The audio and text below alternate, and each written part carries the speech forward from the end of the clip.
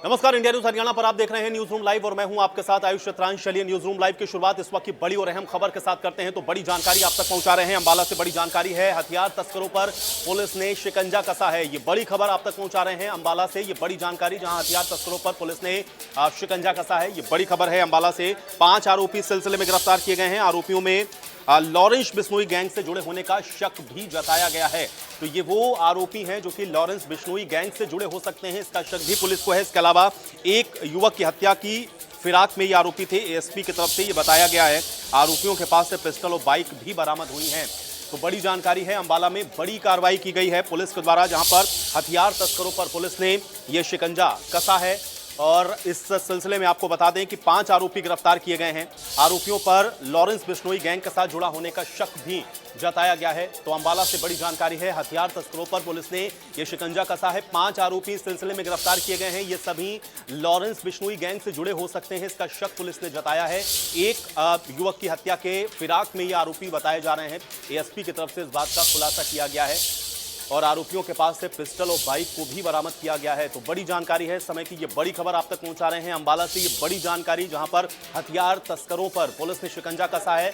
बड़ी कार्रवाई है, क्योंकि एक तो ये गैंग लॉरेंस बिश्नोई से जुड़ा हो सकता है, दूसरा यह है कि 5 आरोपी इस सिलसिले में पुलिस ने गिरफ्तार किए हैं। इनके पास से हथियार भी बरामद हुए हैं। किसी शख्स की हत्या की फिराक में ये बताए जा रहे हैं और उसी समय पुलिस ने कार्रवाई करते हुए इनको गिरफ्तार कर लिया है। तो ये 5 आरोपी गिरफ्तार हो चुके हैं, पुलिस की गिरफ्त में है। एएसपी की तरफ से खुलासा किया गया है। इसके अलावा आरोपियों के पास से पिस्टल और बाइक को भी पुलिस ने बरामद किया है। तो ये बड़ी जानकारी आप तक पहुंचा रहे हैं, ये बड़ी और अहम खबर। अमन हमारे साथ जुड़ गए जानकारी के साथ। अमन, हथियार तस्करों पर पुलिस ने शिकंजा कसा है, 5 आरोपी गिरफ्तार किए गए हैं और अहम बात यह है कि ये लॉरेंस बिश्नोई गैंग से जुड़े हो सकते हैं, क्या जानकारी है? हाँ बिल्कुल, देखिए अम्बाला पुलिस ने 5 शार्प शूटर जो हैं गिरफ्तार किए हैं। ये लॉरेंस बिश्नोई गैंग से जुड़े हुए थे। बताया जा रहा है कि अम्बाला के एक शख्स की इन लोगों ने सुपारी ली थी, जिसको लेकर हथियार बरामद करवाए गए थे। और जो शख्स है उसने पुलिस में कंप्लेंट की थी, जिसके बाद जो है पूरे मामले का खुलासा हुआ और बताया गया कि इस शख्स की सुपारी ली गई थी, लेकिन जो है सही पहचान नहीं पता होने के कारण ये जो शख्स है वो बच गया। क्योंकि जो शार्प शूटर्स थे उन्होंने कई बार इस शख्स की जो है रेकी की थी, तो जो है लेकिन सही पहचान ना पता होने से ये शख्स बच गया।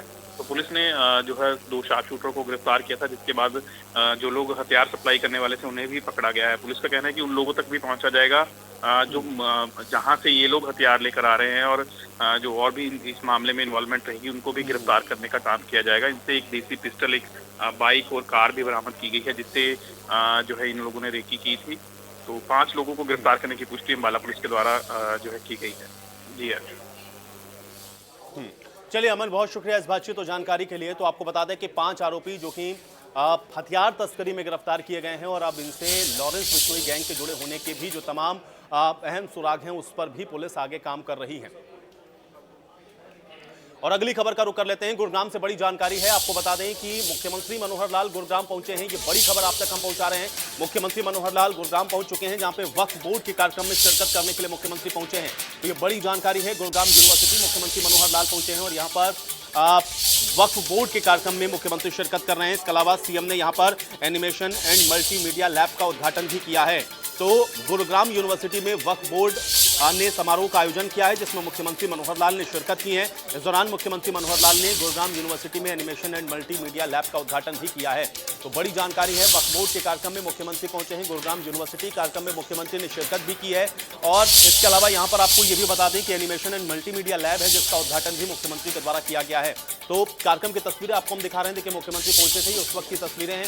कार्यक्रम में मुख्यमंत्री ने शिरकत की है। इसके अलावा यूनिवर्सिटी पहुंचने पर मुख्यमंत्री ने देखें वहां पर किस तरीके से जो लैब है उसका भी उद्घाटन किया है। और ये लैब बहुत महत्वपूर्ण है, क्योंकि एनिमेशन एंड मल्टीमीडिया लैब है, जिसका उद्घाटन आज मुख्यमंत्री के द्वारा किया गया है। तो बड़ी जानकारी गुरुग्राम से, ये बड़ी खबर है।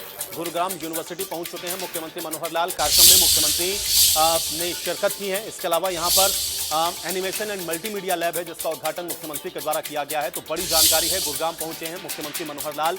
कार्यक्रम में मुख्यमंत्री ने शिरकत की है। वक्फ बोर्ड का ये कार्यक्रम है, वक्फ बोर्ड की तरफ से इस कार्यक्रम का आयोजन किया गया है और इस कार्यक्रम में मुख्यमंत्री की मौजूदगी है। साथ ही साथ मुख्यमंत्री ने यहाँ पर एनिमेशन और मल्टीमीडिया लैब का उद्घाटन भी किया है। तो ये बड़ी जानकारी और बड़ी खबर आप तक पहुंचा रहे हैं। तो ये मुख्यमंत्री पहुंचे थे गुरुग्राम यूनिवर्सिटी, ये उस वक्त की तस्वीरें हैं। यहाँ पर मुख्यमंत्री के द्वारा एनिमेशन एंड मल्टीमीडिया लैब, इसका उद्घाटन किया गया है। वक्फ बोर्ड के कार्यक्रम में आज मुख्यमंत्री ने शिरकत की है। गुरुग्राम यूनिवर्सिटी में मुख्यमंत्री को आमंत्रित किया गया था और यूनिवर्सिटी के अंदर वक्फ बोर्ड के कार्यक्रम में शिरकत करने के लिए भी मुख्यमंत्री पहुंचे हैं, जहां पर उनके द्वारा एनिमेशन और मल्टीमीडिया लैब का उद्घाटन किया गया है। तो यह अहम जानकारी है गुरुग्राम से, ये बड़ी खबर आप तक हम पहुंचा रहे हैं। ये बड़ी जानकारी है, एनिमेशन और मल्टीमीडिया लैब का उद्घाटन और वक्फ बोर्ड के कार्यक्रम में आज मुख्यमंत्री ने शिरकत की है। तो इस कार्यक्रम में शिरकत करने पहुंचे हैं मुख्यमंत्री मनोहर लाल। ये बड़ी जानकारी है, बड़ी खबर आप तक हम पहुंचा रहे हैं। गुरुग्राम यूनिवर्सिटी में वक्फ बोर्ड ने इस समारोह का आयोजन किया, इसमें मुख्यमंत्री मनोहर लाल ने शिरकत की। इस दौरान मुख्यमंत्री मनोहर लाल ने गुरुग्राम यूनिवर्सिटी में एनिमेशन एंड मल्टीमीडिया लैब का उद्घाटन भी किया है।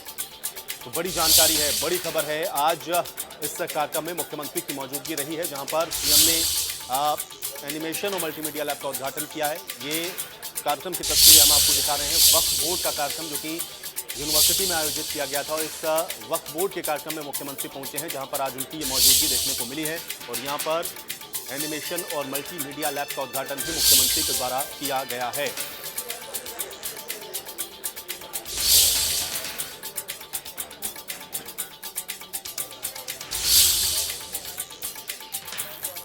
तो गुरुग्राम यूनिवर्सिटी में वक्फ बोर्ड ने समारोह का आयोजन किया, जिसमें मुख्यमंत्री मनोहर लाल ने शिरकत की है। इस दौरान मुख्यमंत्री मनोहर लाल ने गुरुग्राम यूनिवर्सिटी में एनिमेशन एंड मल्टीमीडिया लैब का उद्घाटन किया है। ये बड़ी जानकारी है। गुरुग्राम यूनिवर्सिटी पहुंच चुके हैं मुख्यमंत्री मनोहर लाल। कार्यक्रम में भी मुख्यमंत्री ने शिरकत की है। एनिमेशन और मल्टीमीडिया लैब का उद्घाटन मुख्यमंत्री के द्वारा यहाँ पर किया गया है। तो बड़ी जानकारी और बड़ी खबर आप तक पहुँचा रहे हैं। मुख्यमंत्री के द्वारा इस कार्यक्रम में शिरकत की गई, कार्यक्रम में मुख्यमंत्री की मौजूदगी रही और यहाँ पर एनिमेशन और मल्टीमीडिया लैब का उद्घाटन भी मुख्यमंत्री के द्वारा किया गया है। बड़ी जानकारी और बड़ी खबर आप तक हम पहुँचा रहे हैं। ये बड़ी और अहम खबर।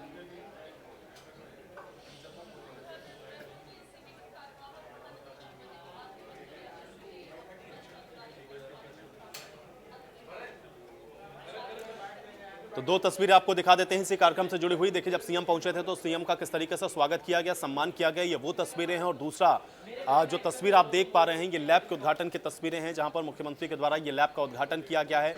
एनिमेशन और मल्टीमीडिया लैब है जो कि मुख्यमंत्री के द्वारा इसका उद्घाटन किया गया है। दोनों ही तस्वीरें इस कार्यक्रम से जुड़ी हुई आपकी स्क्रीन पर हैं।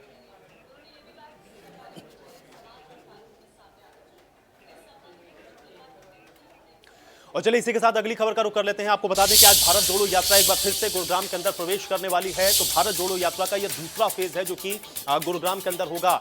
आपको यह भी बता दें कि भारत जोड़ो यात्रा को लेकर के भूपेंद्र हुड्डा का बयान भी सामने आया है। राहुल गांधी को हर वर्ग का समर्थन मिल रहा है, ये बात कही गई है भूपेंद्र हुड्डा के द्वारा। तो सेकंड फेज है, इसके पहले भी एक बार भारत जोड़ो यात्रा हरियाणा के अंदर प्रवेश कर चुकी थी और अब सेकंड फेज में आज ये भारत जोड़ो यात्रा उत्तर प्रदेश से हरियाणा के अंदर प्रवेश करेगी। और यहाँ पर अब इसको लेकर के जो नेता है उनके अंदर खासा उत्साह भी देखने को मिल रहा है। यहाँ पर राहुल गांधी को हर वर्ग का समर्थन मिल रहा है, ये बात पूर्व सीएम भूपेंद्र हुड्डा के द्वारा कही गई है। तो बड़ी जानकारी है, आज सेकंड फेज में भारत जोड़ो यात्रा हरियाणा के अंदर प्रवेश करने वाली है। आज हरियाणा में एंट्री करेगी भारत जोड़ो यात्रा, ये दूसरा फेज है। इसको लेकर के तैयारियां कांग्रेस ने अपने स्तर पर पहले से ही की है। नेताओं की पहले से ही जो ड्यूटी है वो निर्धारित कर दी गई है, जिम्मेदारियां अलग अलग जिले के अंदर नेताओं को सौंपी गई हैं। और अब राहुल गांधी को अपार जन समर्थन मिल रहा है, यात्रा को समर्थन मिल रहा है, ये बात पूर्व सीएम भूपेंद्र हुड्डा के द्वारा कही गई है। तो आज हरियाणा के अंदर एक बार फिर से भारत जोड़ो यात्रा की एंट्री होने वाली है। बड़ी जानकारी है। पानीपत से आपको बता दें कि ये जो भारत जोड़ो यात्रा है ये प्रवेश करेगी और यहाँ पर कई कार्यक्रमों का आयोजन भी किया गया है। कल आपको बता दें कि राहुल गांधी का एक संबोधन भी होगा इसी भारत जोड़ो यात्रा के दौरान। उसकी तैयारियों में भी कांग्रेस के जो स्थानीय नेता हैं वो लगे हुए हैं। तो आज भारत जोड़ो यात्रा प्रवेश करेगी सेकंड फेज में हरियाणा के अंदर और यात्रा को अपार जन समर्थन मिल रहा है, ये बात भूपेंद्र हुड्डा के द्वारा कही गई है।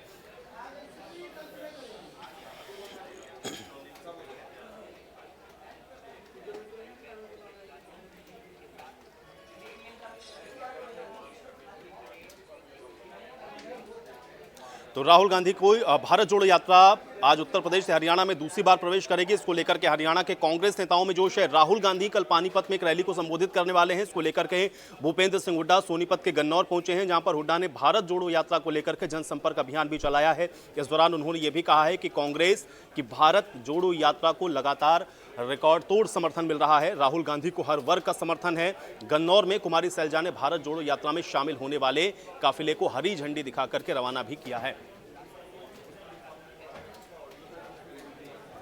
बहुत ज़बरदस्त जन समर्थन मिल रहा है। 3 दिन पहले रहे और लाखों लोग जुड़े। अब आज शाम को आएंगे पानीपत और जो आगे जो जैसे जन समर्थन मिल रहा है उसके हिसाब से ये है कि सब वर्ग, चाहे वो किसान है, मजदूर है, व्यापारी है, कर्मचारी है, सब इसमें से। तो वहीं गन्नौर में आपको बता दें कि पूर्व मुख्यमंत्री भूपेंद्र हुड्डा की तरफ से बयान दिया गया है। खासतौर से आपको ये भी बता दें कि नैतिकता के आधार पर संदीप सिंह को इस्तीफा दे देना चाहिए, ये बड़ी बात भूपेंद्र हुड्डा के द्वारा कही गई है। तो संदीप सिंह इस्तीफा दे दें नैतिकता के आधार पर, क्योंकि निष्पक्ष जांच तभी संभव है जब संदीप सिंह इस्तीफा दे देंगे। इस बात को कहा गया भूपेंद्र हुड्डा के द्वारा, और नैतिकता के आधार पर इस्तीफा संदीप सिंह को देना चाहिए, इस बात को भूपेंद्र हुड्डा ने कहा है। मामले की निष्पक्ष जांच होनी चाहिए, निष्पक्ष जांच तभी हो पाएगी जब संदीप सिंह इस्तीफा दे देंगे, ये बात भूपेंद्र हुड्डा के द्वारा कही गई है। तो संदीप सिंह मामले को लेकर के भी बयान पूर्व सीएम भूपेंद्र हुड्डा ने दिया है, जिसमें उन्होंने कहा कि नैतिकता के आधार पर संदीप सिंह को इस्तीफा देना चाहिए, और जब तक वो इस्तीफा नहीं देंगे इस मामले की जांच निष्पक्ष तरीके से नहीं हो सकती, और निष्पक्ष जांच अगर होनी है तो संदीप सिंह को इस्तीफा देना चाहिए, ये बात भूपेंद्र हुड्डा के द्वारा कही गई है। मैंने पहले भी कहा कि दोषी निर्दोषी तो बाद की बात है, पहले जांच निष्पक्ष होनी चाहिए, और निष्पक्ष जांच के लिए ज़रूरी है कि मॉरल ग्राउंड पे मंत्री को स्वयं इस्तीफा दे देना चाहिए, यानी चीफ मिनिस्टर को इसका संज्ञान लेना चाहिए। निष्पक्ष जांच जब तक दिखेगी नहीं, मंत्री पद पे रहेंगे, तो निष्पक्ष जांच लोगों को जचेगी नहीं। देखिए,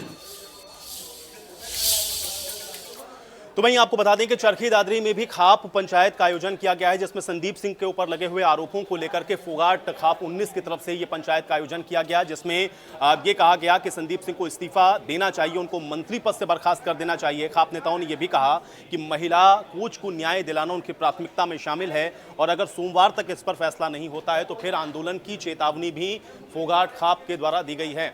तो चरखी दादरी में फोगाट खाप के द्वारा आपको बता दें कि महापंचायत का आयोजन हुआ, जिसमें खाप में पंचायत में संदीप सिंह को मंत्री पद से बर्खास्त करने की मांग की गई है। खाप नेताओं ने यह भी कहा कि महिला कोच को न्याय मिलना चाहिए, और अगर यह न्याय नहीं मिलता है, सोमवार तक इस पर कोई निर्णय सरकार नहीं लेती है, तो फिर वो आंदोलन करेंगे, ये बात भी उनके द्वारा कही गई। काफ़ी दिन से खेल मंत्री और एक हमारी महिला कोच है, हमारी बहन, उसका कोई विवाद चल रहा है। उसमें जैसे देखो, खेल मंत्री पे FIR भी लॉन्च हो चुकी है, और ना कोई अभी तक कोई गिरफ्तारी हुई है उनकी। और उस महिला कोच के साथ जो मंत्री साहब ने अभद्र व्यवहार किया है, तो हमारी सर्वजातीय खाप फोगाट 19 की यही मांग है कि भाई जल्द से जल्द उसको पद से बर्खास्त किया जाए और उसकी तुरंत गिरफ्तारी की जाए। और इसकी जैसे अब फिलहाल SIT जांच कर रही है, तो हमारी खाप की ये मांग है कि केंद्रीय कोई एजेंसी है उससे इसकी जांच करवाई जाए। इस विषय में ये मीटिंग बुलाई थी आज की। आगे की तो देखो, जैसे हमने अब सोमवार तक का समय दिया है, सोमवार तक सरकार जल्द से जल्द इस विषय में अपनी पैरवी कर इस खेल मंत्री है इसको बर्खास्त कर इसको तुरंत गिरफ्तार करवाया जाए, और हमारी महिला को उसको न्याय दिलवाया जाए। और चलिए इसी के साथ अगली बड़ी खबर का रुख करेंगे। रेवाड़ी से बड़ी जानकारी है, जहां पर बावल ब्लॉक समिति के सदस्यों के ऊपर हमला हुआ है, ये बड़ी जानकारी आप तक पहुंचा रहे हैं। तो रेवाड़ी से ये बड़ी खबर है जहां पर हमला हुआ है, ये बड़ी और अहम खबर आप तक हम पहुंचा रहे हैं। बावल ब्लॉक समिति के सदस्यों पर जानलेवा हमला किया गया है। रेवाड़ी से ये बड़ी जानकारी है, चेयरमैन चुनाव से पहले ही ये जानलेवा हमला किया गया। रेवाड़ी से ये बड़ी जानकारी। इसके अलावा राजस्थान के निमराना स्थित होटल में आपको बता दें कि ये बावल ब्लॉक समिति के जो सदस्य हैं वो रुके हुए थे। 12 ब्लॉक समिति के ये सदस्य बताए जा रहे हैं। हमले में कई सदस्य ऐसे हैं जो कि घायल हो गए हैं। तो ये बड़ी और अहम खबर आप तक हम पहुंचा रहे हैं, ये बड़ी जानकारी है। 12 सदस्य आपको बता दें जो कि निमराना में रुके हुए थे, यहां पर इनके ऊपर जानलेवा हमला किया गया है। महिलाओं ने अभद्रता के आरोप भी लगाए हैं। चेयरमैन चुनाव से पहले ये जानलेवा हमला हुआ बावल ब्लॉक समिति के सदस्यों के ऊपर, जो कि राजस्थान के निमराना होटल में रुके हुए थे, और यहां पर इनके ऊपर जानलेवा हमला किया गया है। ये 12 ब्लॉक समिति के सदस्य हैं जो कि राजस्थान के निमराना के होटल में रुके हुए थे, इनके ऊपर हमला किया गया है। हमले में कई सदस्य बताए जा रहे हैं जो कि घायल हो गए हैं। इसके अलावा यहां पर कुछ महिलाएं भी थीं जिनके साथ अभद्रता हुई है, ये आरोप महिलाओं ने लगाए हैं। तो बड़ी और अहम जानकारी आप तक पहुंचा रहे हैं, ये बड़ी खबर है। चेयरमैन चुनाव से पहले जानलेवा हमले की यह खबर है। इसमें 12 लोग कुल बताए जा रहे हैं जो कि होटल में रुके हुए थे, इनके ऊपर यह हमला किया गया है। इसमें महिलाएं भी शामिल हैं जिन्होंने अभद्रता के आरोप भी लगाए हैं। तो जानलेवा हमला हुआ है होटल के अंदर, राजस्थान के निमराना में ये रुके हुए थे, जहां पर इनके ऊपर यह हमला किया गया है।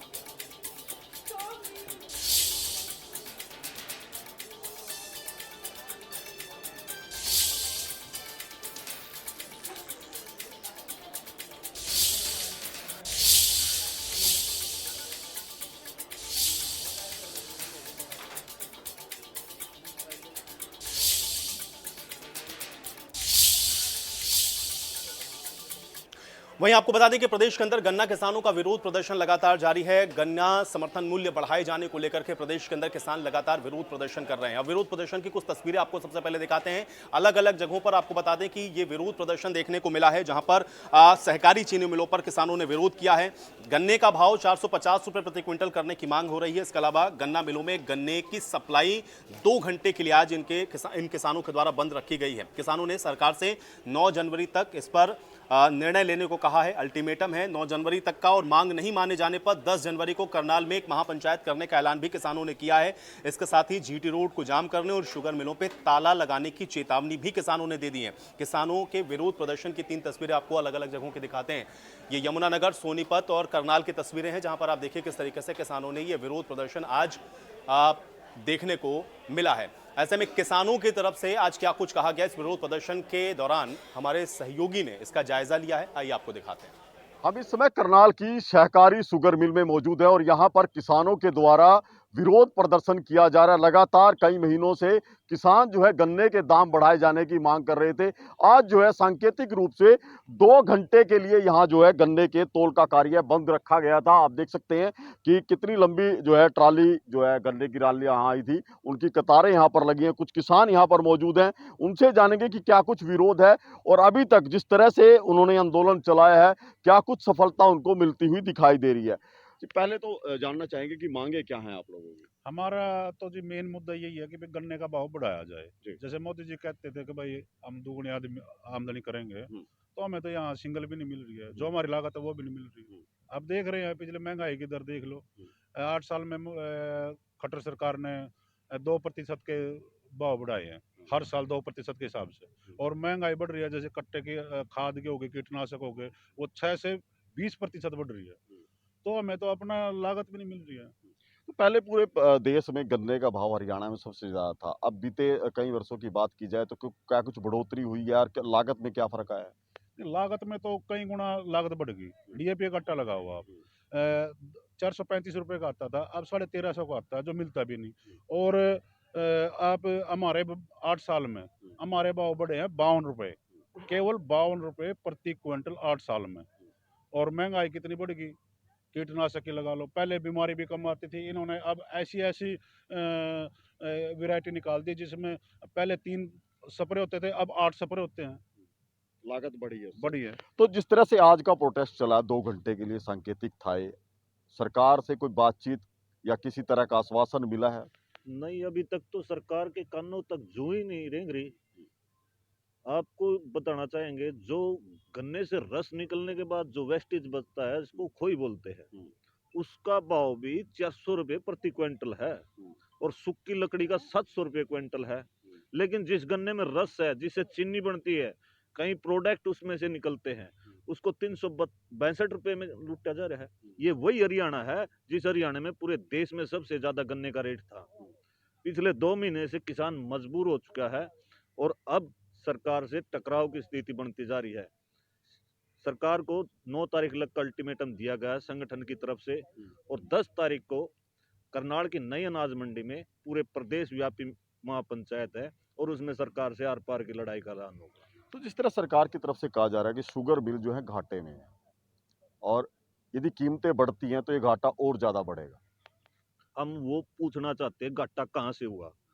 बिजली बिकती है यहाँ से, गन्ने से जो भी प्रोडक्ट जैसे खोई है, मैली है, उनका भाव देख लो कितना है। 400 रुपये तो जो खोई है वो बिक रही है। चीनी का जो 8 साल पहले जो रेट था, आज उसका अनुमान निकाल लो, आंकड़े निकाल लो, वो क्या भाव जाली। हमें ये नहीं पता चल रहा भाई घाटा कहाँ से हो रहा है मिल को। घाटा तो ये भ्रष्टाचार करवा रहा है, मिलों में भ्रष्टाचार है। बिल्कुल जी। तो जिस तरह से महापंचायत बुलाई गई है करनाल के अंदर, क्या कुछ फैसले उसमें हो सकते हैं? कहाँ कहाँ से किसान उसमें जुटेंगे? पूरे हरियाणा से किसान आएंगे, काफी संख्या में किसान इकट्ठे होंगे और एक बहुत ही सख्त निर्णय, आर पार का निर्णय लिया जाएगा। तो ये आंदोलन सिर्फ क्या गन्ने के भाव को लेकर हो गया, किसानों के इससे अलग भी कुछ मुद्दे हैं? नहीं, मुद्दे तो हमारे बहुत हैं, लेकिन फिलहाल हम इस गन्ने के ऊपर आंदोलन छेड़ रहे हैं। हमारा मेन मुद्दा तो MSP गारंटी वाला है, जो मोदी जी भी बोल कर और आज तक उस पर भी कार्रवाई नहीं कर पाए। तो किसान यूनियन के दूसरे जो भी संगठन है वो भी इस तरह की मांग रखते हैं, लेकिन एक जुट होकर ये मांग नहीं रखती। उनका प्रदर्शन अलग रहता है, आपका प्रदर्शन अलग रहता है। हम तो जितने भी संगठन हैं हमारे, सबसे अपील करते हैं, आह्वान करते हैं कि एक मंच पर आकर और इस लड़ाई को एक होकर लड़ें। आपका स्वागत है, आप आगे आओ, हम आपके पीछे चलेंगे।